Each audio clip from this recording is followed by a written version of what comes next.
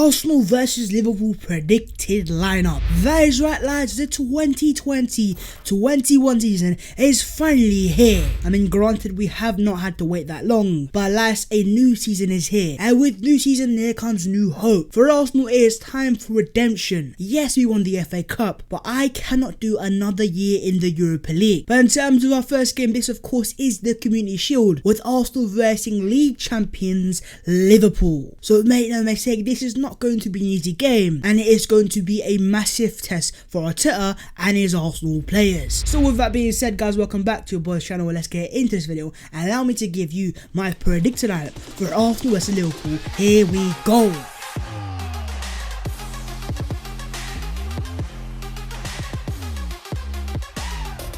Yo, what is on guys, my name is Babs14 and welcome back to your boys channel. As always, before we get into the video itself, make sure to go down there, drop a like on the video, and also do subscribe to the channel if you're new. Let me know your thoughts in the comments below, your own predicted lineups and also your predictions for the game. Follow my social media and subscribe to the Offsiders, the links are in the description below. But with that being said guys, here we are, it's a brand new season and here is a brand new predicted lineup. Here we go. Right, starting off in goal, it is going to be Emiliano Martinez.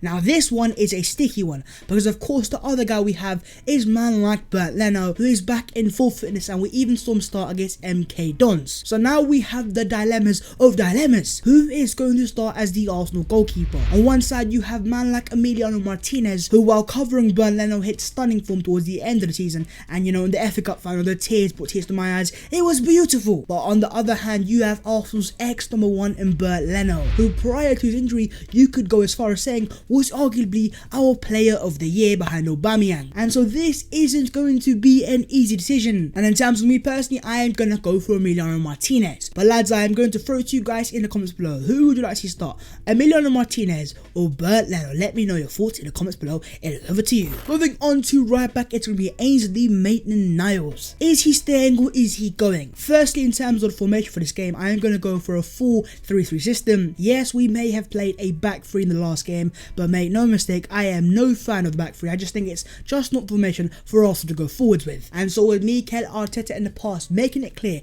that he would like to transition into the 4-3-3 system up against a team like Liverpool, this is the game I want to see it. It is a real test. In terms of right back, yes, it is going to be Ainsley Maitland-Niles, and again this is a sticky one. On one hand you have Hector Bellerin, who towards the end of last season picked up a bit of form, and then you have man like Ainsley Maitland-Niles, who could be on his way out of Arsenal Football Club. Lads, once again I'm going to throw to you guys in the comments below, who would you like to start, Bellerin or Ainsley Maitland-Niles? Let me know your thoughts. Moving on to the first centre back, the right centre back, it's going to be William Saliba. Oh my goodness gracious me, here we are, the day has arrived. After a long year of waiting, having sent him back on loan to Saint Etienne, we will finally see Saliba play in a somewhat competitive game. Yes, we may have seen him play against MK Dons, but this is now the real deal, and he also does go head to head with man like Virgil van Dijk. Let's not be comparing those two, but at the same time, Virgil, we're coming for you. But yeah, all jokes aside lads, this is going to be a massive test for Saliba, and I do believe Arteta is going to start him. In the last game, what we saw William Saliba was a guy who is very comfortable, who can drive at the back and just looks like a very good centre back, and it is going to be the test of tests. It is going to be the game of games. Can he cope with Salah?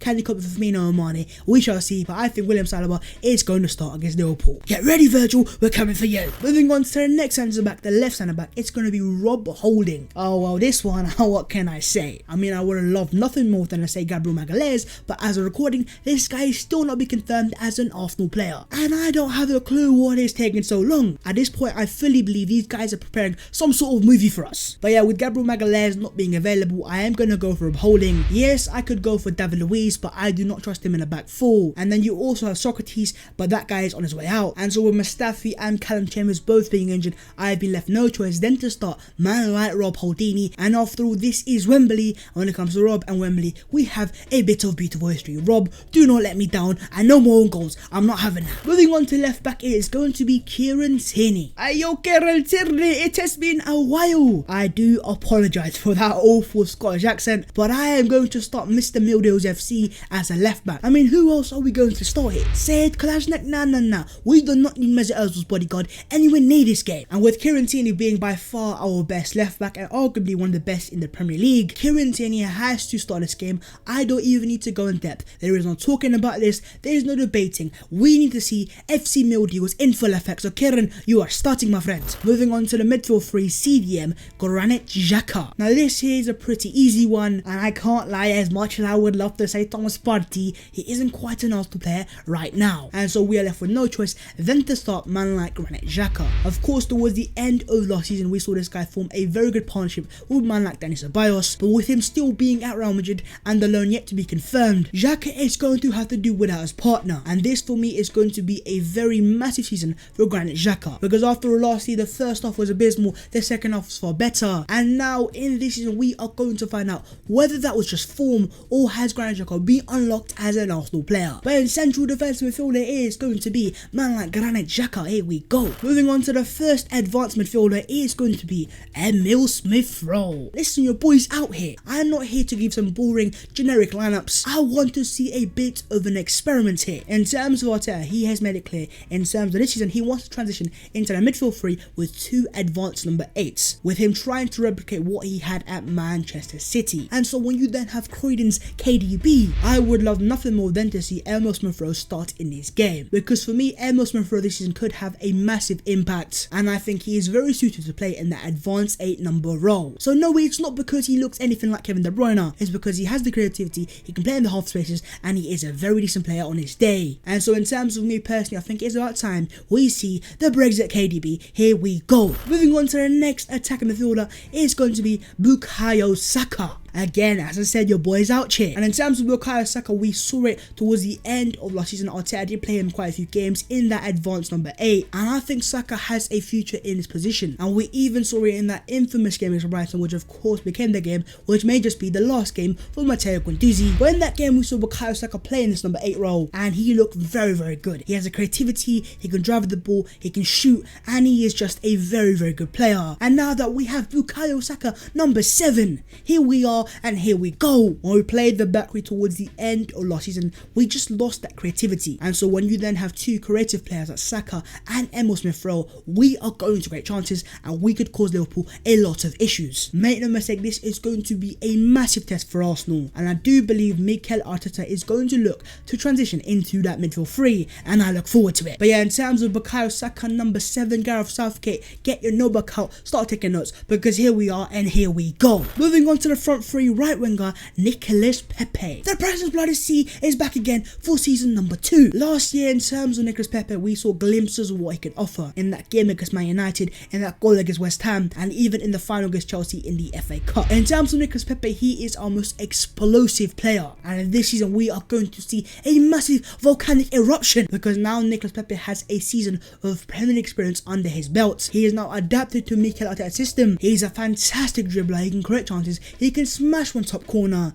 and I believe in this game he could cause Liverpool a lot of issues. So last season you got a trailer and a glimpse of Presence Blood FC. This year you are going to be getting the full movie. Here we go, let's be having it. Moving on to striker, it's going to be Eddie Nketiah. And your Eddie Nketiah FC, we are back again. Of course, in terms of the striker position, it is very controversial. A lot of fans actually want to see Aubameyang playing here, but I think it's time we understand now Arteta does not see Aubameyang as a central striker, and so that leaves us with Eddie Nketiah and Alexandre Lacazette. And so with Lacazette's future being announced and looking like Arsenal are willing to sell, I do believe Arsenal are going to start Eddie Nketiah in this game. But lads, what exactly would you do? Would you start Eddie Nketiah or would you start Alexandre Lacazette? Lads, let me know your thoughts in the comments below. For me personally, I do believe it is going to be man like Eddie Nketiah, but lads, let me know what you think. And moving on to the final player, it is going to be left winger Pierre-Emerick Aubameyang. Aubameyang who? Aubameyang what? Aubameyang, we are back again, and Arsenal have still not confirmed this contract. But make no mistake, that announcement is coming, and Aubameyang is going to be an Arsenal player for 3 more years. And so with him winning Arsenal's Player of the Year last year,